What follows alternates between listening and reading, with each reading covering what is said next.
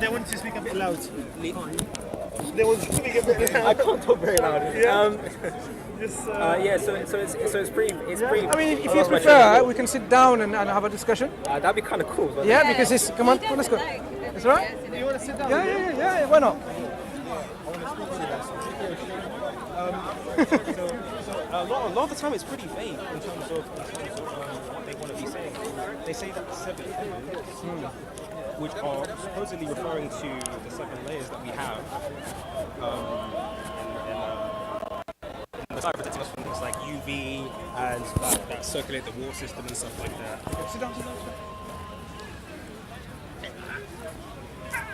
Oh, he doesn't. Listen, can you tell your people not to record, please? I'm begging you. I get very I thought you shook. wanted to record it. No, because he's doing a religious project. That's all. He doesn't want to be on YouTube or anything. He I mean, doesn't no, want to I get didn't say famous. that. I didn't say Are you that. sure? I said I don't All like right, cameras. fine. Just listen to him, Yeah, man. so- Leave him alone. I don't want to So most of the time it's pretty vague in terms of what they want to be saying. So like technically the layers in the sky aren't really a heaven.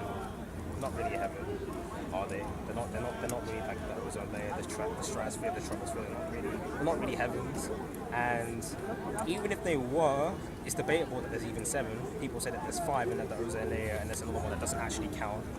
There's a lot of things like that. Let's look at this today. There are more of them.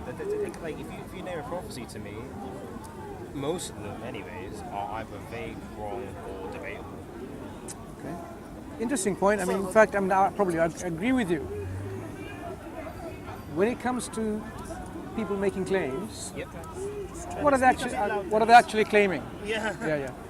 I mean, if you look into what we're talking about as Muslims, Allah is describing in the Quran the natural phenomenon, how He's created this universe. He didn't describe it very well. We'll see whether He's described very well or not. So when Allah describes that He created the heavens and the earth, He created this, different things within it and what's in between, how He's provided the sustenance.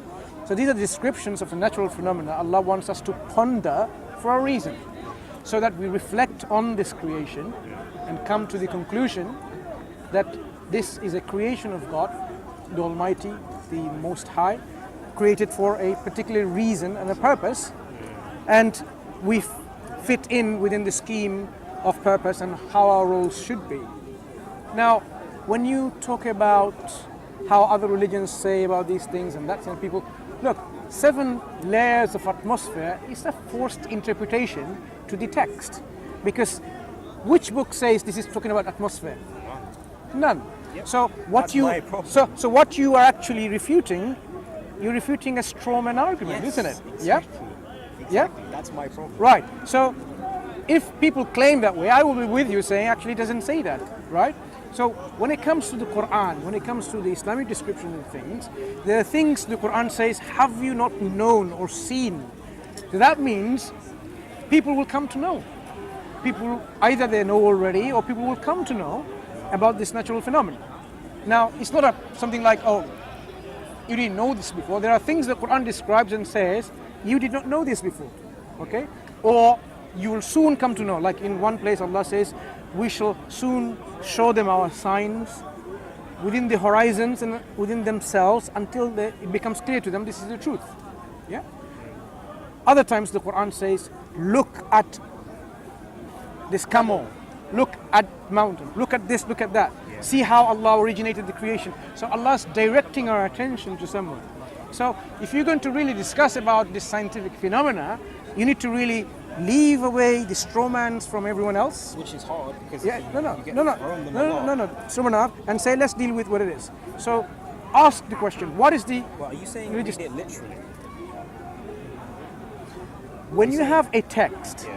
the text, the primary reading should be literal unless literal meaning cannot be applicable.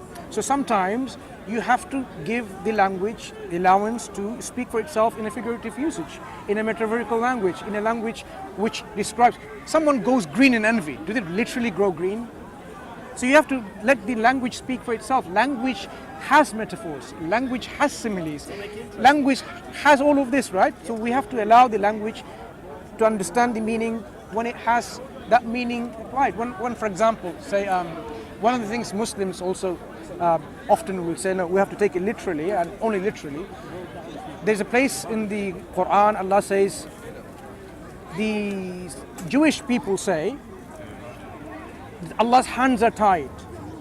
And Allah says, no, His hands are outstretched. He provides, He's so generous, He's provide. Yeah, I'm just giving you a summary of this. The intended meaning is not that Allah is saying literally, their literally hands are tied. The meaning in context is to do with that He's generous or not. Allah is saying, no, His hands are outstretched and He provides, He's generous. So the literal meaning can be true, but the intended meaning is not actually, this is talking about Allah's hands. It's talking about Allah and His generosity. Yeah. So likewise, when Allah talks about certain things, we need to know really when it says Allah created the heavens and the earth. Now, why are we going to say this is figurative? Actually, there was no creation. When Allah says He created Adam, why are we going to take it figuratively? Allah says, okay, I created Adam, I fashioned him, breathed into him the spirit, he became alive, and so on. So there are people who take it figuratively because they have their ideological standpoint and say, I don't want to believe that because I don't believe Adam was created, because I believe in evolution and there is no Adam. That's why people try to shift the meaning to figurative and vice versa, right? Something can happen. But we have a specific way of dealing with the text. But there's no way of changing that line to make it seem figurative. Like, there's no way you can be like, He breathed life into him figuratively. There's no way you can do that. Yeah. People definitely don't do that. No, I So agree with have- you. have to There's a imply limit he to was where created you like can that. say that. You Yeah. have to admit that He was created like that, which doesn't make much Sure. sense. So now let's talk about, when you talk about science, we were talking about scientific phenomena in the Quran, right? When Allah says He created the seven heavens, what is your understanding that you think it's debatable, it's vague, it's wrong? That doesn't like, I Right. don't even know what to start with that one. Okay, now let's understand that. Is it wrong? I mean, it's debatable. No, let's you've I given don't know options. if it's wrong, because like, Good. we don't know if heaven exists. No, So, what is heaven? Heavens exist. Like, What is heaven in depends that on description? Depends on what you think it No, what is heavens in this description? Yeah. Samawat, anything beyond this earth is sama. And samawat is the plural of sama, Yeah. skies. Because people think heaven means paradise. No, we're talking about the earth and anything beyond the earth, the skies and celestial bodies, all of that. So when Allah says He created the skies, the earth and the skies, seven skies or seven heavens, when you say it's either wrong, debatable or vague, let's deal with that. Is it wrong? Seven skies? I don't know if it's wrong. So. How can you know it's not? You didn't even know how breadth of the first sky is, the first heaven I is. don't know if it's wrong or not. You cannot say it's I wrong. didn't say it was wrong. No, I'm saying said when that it, I not said you it was wrong. I personally, said I don't know. not you personally. If somebody categorizes, it falls in either of these three areas. Either it's vague or wrong or debatable, and didn't give an option saying it's astonishing, it's correct, only leaving those aside. I mean, I said most. Remember, I said most, Yeah. and I said most of the time it's one of the three. Yeah. And obviously, Could there be a description where it's correct? probably. Could there be a description where it's astonishingly correct? Probably. Yeah. Okay. So there's not only three. There's a few There's options. probably a few more, but to me, it's one of the three most Yeah. of the time. Yeah. So when it comes to the Quran, do you find that you find something difficult in the Quran that it describes of natural phenomena? I mean, I'm more used to looking at the Bible than this. I haven't really. I cannot read- speak for the Bible. You have to I speak to a haven't- Christian I about that haven't one. really, I hadn't really read the Quran up until the start of some of them. And like I've heard, I have a lot of Muslim friends in my school, so they talk about some kind of stuff in there. But I haven't really like some of the stories. I know a lot. There's a lot of Old Testament stuff in there. What you mean? There are stories which are similar to what we find Yeah, in the Old Testament. There's a lot Yeah. of similar stuff in there. And Sure. apparently my friend said that they believe in a lot of the Old Bible, the Old Testament stuff, but some of it was corrupt, and that some of it's not actually true, and the Quran seeks to correct that. And I like obviously you don't know if they're wrong or not. You don't know when to begin knowing if they're wrong or not. They just you claim that some of the Old Testament stuff is wrong. You say it's true, there's a lot. I think there's a Cain and Abel recreation in there. Not into which I don't see how that could happen because first of all the creation is always a bit weird. Because you have man being made from clay, or which the Quran can't even get right. They say one of them says it's clay, one of them says one of the bits says it's a cloth, one of it says it's a different kind of thing. There's definitely some contradiction in there. But Let's talk about that. Let's talk about that one because you used the word contradiction. You seem to be quite confident that this is not quite correct. And one of them says you were made from a cloth, and one of them says you were made from clay, which can't be really true. Both of them can't be true at the same time. Okay, maybe you've misunderstood what it says. Right. So when it talks about the creation of man, the Quran often talks about the creation of the first man, Adam, or it talks about the creation of his progenies. How the progenies. So Allah says He began the creation of man from clay. So He's talking about the first man, not talking about you and me. Okay, so you and I were not created from clay.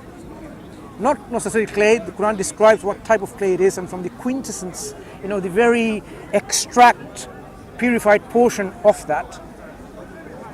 Now, what is a clay human beings have made of? I mean, science haven't come to a stage where we can understand that. We can only think and link that there is elements that we find in our body, or whether it's minerals, whether it's some proteins, what would be things that constituents of, and what you find the constituents within the earth and the clay, right? You can find similarities. But we haven't come to a point where... You can use that for everything else. You can say that man was made from a rock.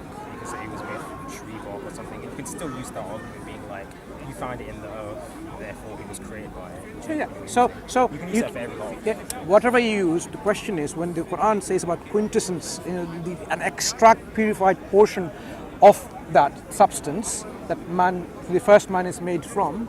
Now you can't say scientifically it's wrong because the elements are actually there, present. Okay, so the question now arises: does the Quran contradict itself when it talks about in various places he was created from nothing, he was created from water, he's created from a clinging substance or a clot, as you say, he's created from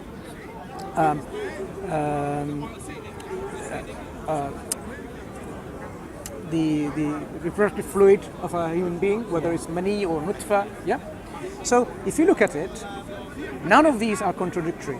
When it comes to clay, it's referring to the first human being. Allah says, "Bada khalq al-insan min tin."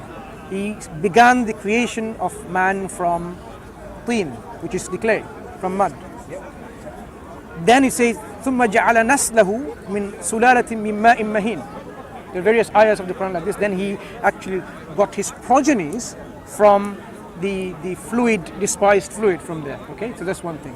Other times Allah says, have you not heard when man was not even worthy of mention? Okay, was there not a time when man was not even mentioned? Okay, as if like man was nothing. Okay, but that doesn't talk about Allah created from man from nothing. At one point man was not even in existence. Then Allah created man. So it doesn't mean Allah created from nothing. When Allah says He created from a clinging substance or something that hangs or something that's like a congealed blood, okay, this is describing a process of a creation. Man is created. When you look at a specific phase of human creation, there are day 21 to 28 days of the human embryo. It looks like a substance which looks like a leech, which is clinging. I mean, it isn't. It's more inside. It's more inside the thing. So you have Have you seen a leech? So you have the leech sliding. The embryo is more inside it rather. No, I'm talking about a specific from day 21 to 27. At that point, how does the embryo look like? We've got the embryo. I may have some pictures, and the embryo, and I have the embryo stalk. Okay, that is connected to the embryo itself.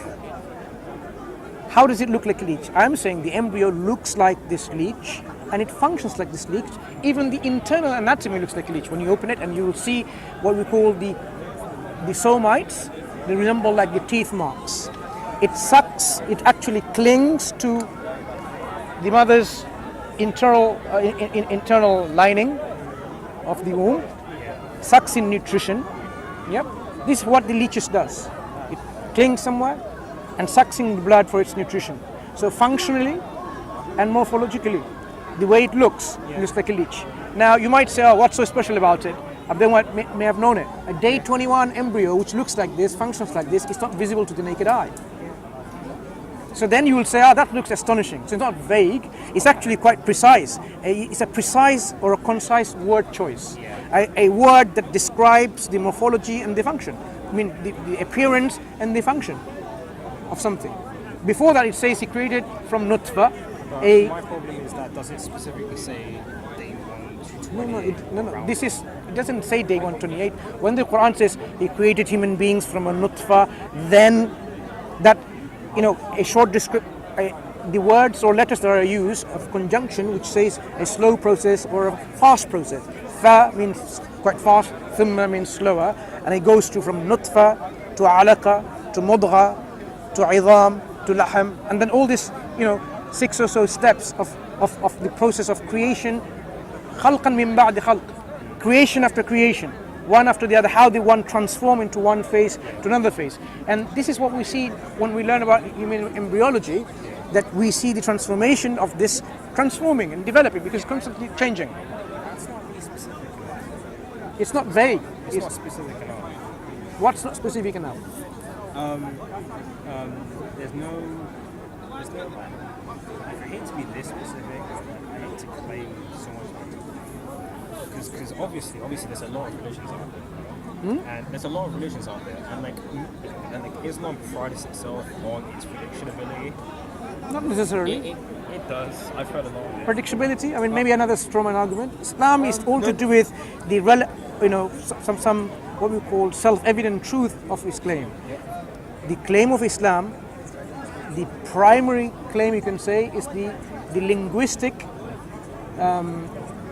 evidence for the Quran that it is inimitable. Then you cannot imitate this Quran coming down or sent to a man who was unlettered, known among the people, and then bringing a revelation, this literature, if you want to call it a religious literature, which is totally unparalleled, unmatched, that they cannot even match. They were masters in the Arabic language.